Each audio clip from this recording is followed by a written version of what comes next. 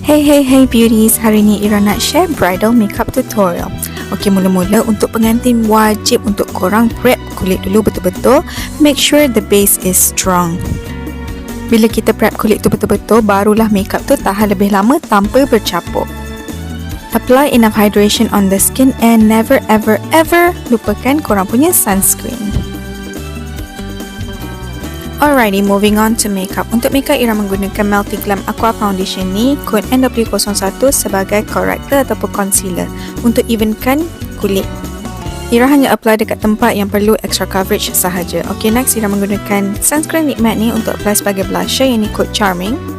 Okay, untuk setting foundation, Ira menggunakan Magic Pinky Powder ni kod Light. Ira apply kod Light ni dekat area bawah mata dan area T-zone sahaja, tempat yang tinggi di area muka Ira.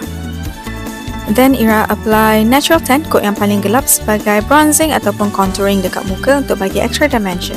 For eyeshadow, Ira just buat light brown cut crease yang agak light, simple sahaja, and make sure you blend. And Ira create cut crease ni just very minimal untuk bagi dia nampak ada shape dan kelopak mata sikit. Menggunakan dark brown eyeliner and smudge and apply glitter bagi macam nampak dia very pretty and all that. And untuk lipstick, Ira apply kod Sheila and dah pun siap.